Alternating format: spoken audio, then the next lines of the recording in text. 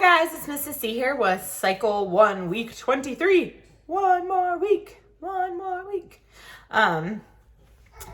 just gonna jump right in. So we had a really crazy off day today because we were blessed to have a missionary from Ukraine that our host facility actually supports, that has been brought back on furlough, come and talk to us today. And they talked to our challenge classes, and the master's class set in on that. So we kind of had like a really condensed, abbreviated schedule where we tried to fit everything into 2 hours instead of 2.5 hours. So things were a little bit different for me, but I'm going to try to tell you what I would have done also if we had just had a normal schedule, since most of you will be on a normal schedule. So we started with geography like we usually do.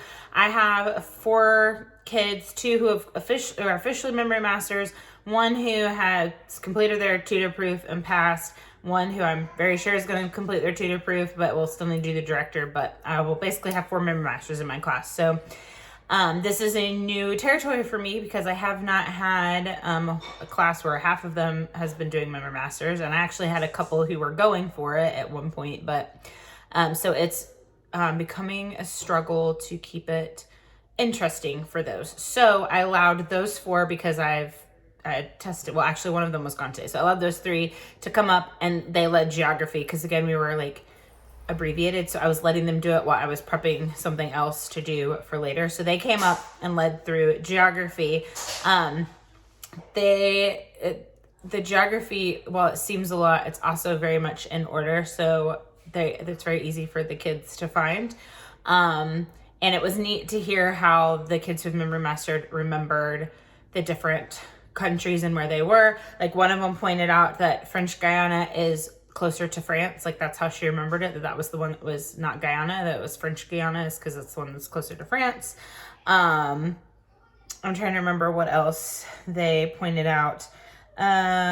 Brazil was the biggest one, that's how they remember that. And I can't remember what they said about Uruguay and Paraguay. They had something clever for that one too, and I'm sorry I don't remember because I was doing something else.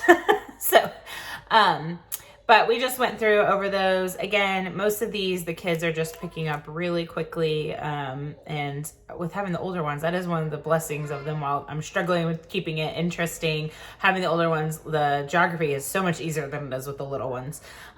We didn't spend much time like I typically do going through and reviewing because, again, we were trying to make up time. But generally, I would take that time to go through and review everything on the world map with them. So if you have a class where you don't have a lot of memory masters, you've got new kids, or you only have 1 or 2 memory masters, then I like to review while we all have our maps out. So then we moved on to math. So I'm sure a lot of you, especially if you're on the tutor page, have seen the really cute illustration that someone's drawn with a little Amazon truck with the A in it going to house B and C, and then leaving a little package at house A and a little A package at house B and a little A package at house C.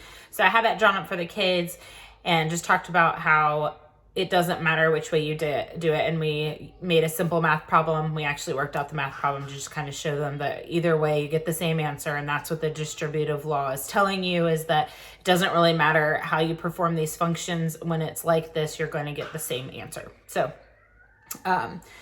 we just talked about that. Whenever said it a few times, nothing super crazy there.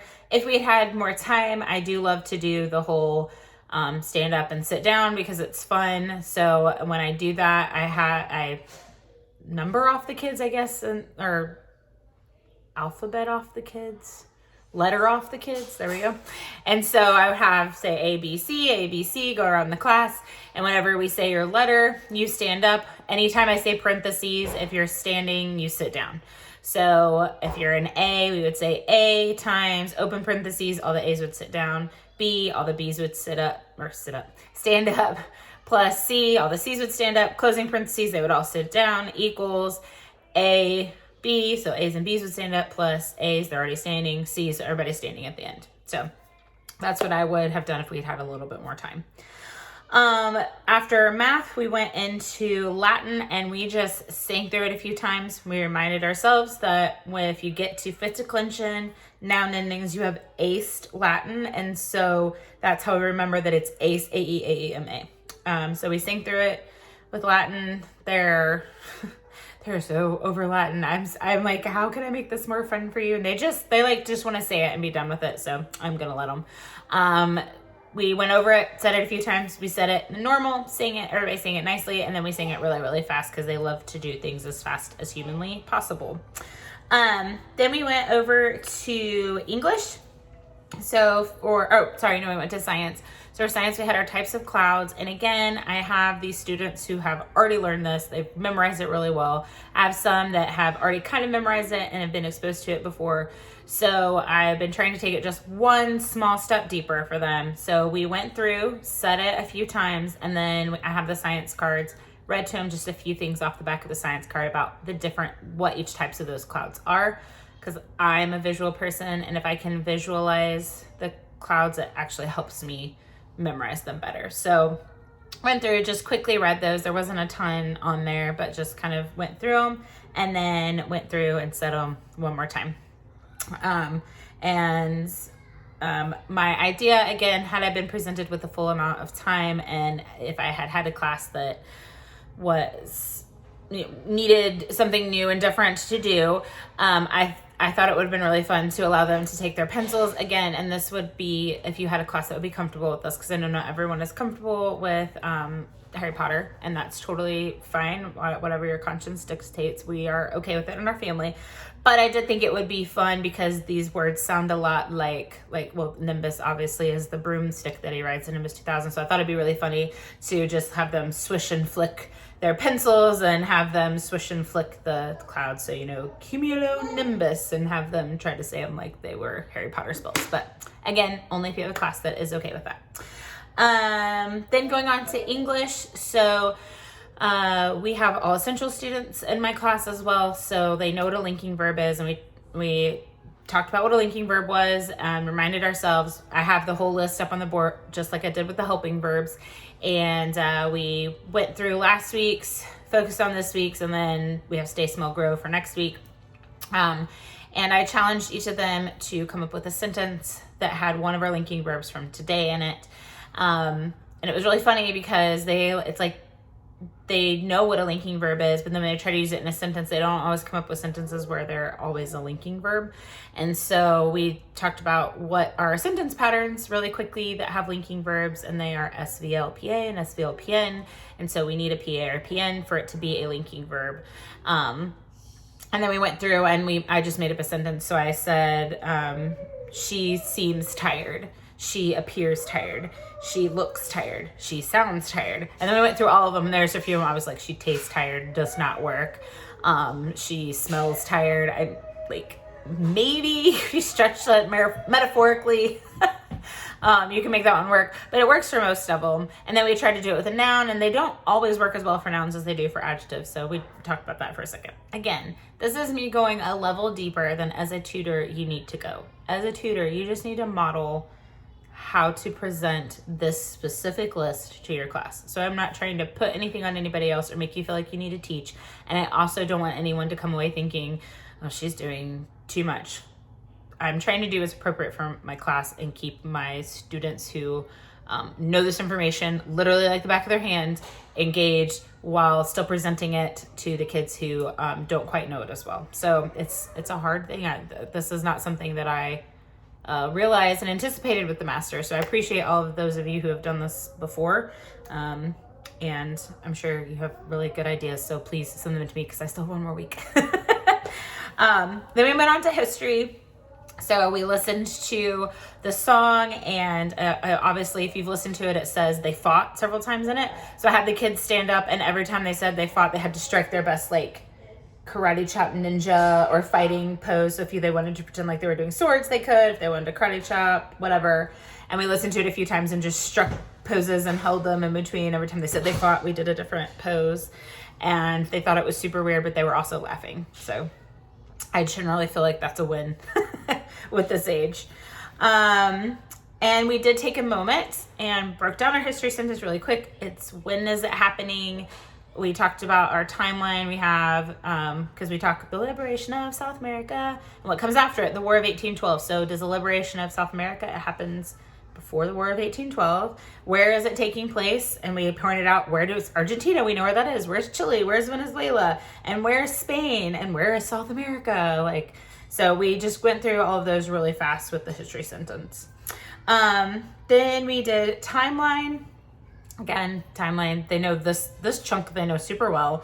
There's like the chunk before this, or is it? It's like the age of exploration. Is where I feel like they tend to get a little confused between that one and the age of industry. There's a little more confusion, but this chunk they know super well. It's a short chunk. So we went through all of the cards, set everything on the card, and then I just asked them a quick fact, what they could tell me just from what the words on the card are. Age of information and globalization. What happened? Do they know what happened that caused it to be that age? Computer, internet, all that good stuff, okay? Watergate, President Nixon resigns. Who's this about? President Nixon. Where is he president of? USA. What was Watergate? It was a big issue. That's a good one to go home and ask your parents. European Union formed. Where's Europe? What were they forming? A union. So we talked, here's Europe on the map. This is where this one's happening. Apartheid abolishes on Africa. We've learned where South Africa is this year. Let's go down. Let's look. Here's South Africa. This is where this is happening. What was apartheid? It has the word apart in it. So it was separation of people, and that was abolished. September 11th, they know from last cycle, the very end of the cycle, we have our September 11th song. So can you remember what that song is about? And then Rising Tide of Freedom, I'm talking about how since September 11th, there have been a lot of countries who have gotten rid of communism, gotten rid of dictators, things like that, and that's what that card's about. So they know this part, so I don't feel like I have to sing it a whole bunch, but I think just taking that few, our 4 minutes there that we have to go over this, taking, 2 of those minutes to quickly go through and just make them again think about the actual words that they're saying, because especially if you have the littles, not that you would do this with the littles, but when you have the littles, you have a lot of them singing Some Guy in Africa instead of Songhai in Africa, right? So they're not always necessarily processing the words that they are singing in the timeline, and I think it's good to make them stop for a second and think like, oh, those are the words I'm saying, and that's what that's talking about, and I do know something about that. So that was all we did today. Again, it was a very crazy day, and I had brought this, so I get asked sometimes about review. My parents got this for my kids, I think at Cracker Barrel, and it's like the old what was that game? I just spaced. It starts with a P. Perfection, that was it. Perfection game, but it's like a dual one. So if we had time for review today, which we didn't end up because of everything else we had going on, I brought this, and I thought it would be really fun to have 2 of them going and trying to do this while the rest of the class is seeing how many review questions they can get answered before the timer and these things explode. So I brought that for review. You could also do this for, I guess you could do it because it is only a 60-second timer on here. So it'd be 1 minute. So you could do a couple rounds of this and go through and see how many times you can say your history sentence or whatever. You could use that in class as well. I think that was everything I was going to say. Again, I don't have any kind of brand deal or anything, but if they want to give me one. The Bachelor Science books, I used a lot today for our science with the different types of rock identification. This just has really concise, easy to understand, tons of info on the different types of rock. And then I have my super old school that I used when I was in school and we did rocks and minerals. Little teeny tiny book. This is a golden guide. Who knows if it's still in publication, but I love this thing. These little books are awesome. My mom has one on birds, and then we use it all the time at her house. She's got a lot of birds at her house. So it has this huge spread about igneous and sedimentary, and it's got good pictures, and it has a whole part about metamorphic that it's in a different spot. So anyway, that is what we did today. thank you for joining me. Hopefully these are still helpful to you. I know so many of you are already done. Congratulations, that's awesome. I hope you had a great finish to your year. And for those of you who are still with me, I'll see you back next week with week 24. Thanks guys, bye.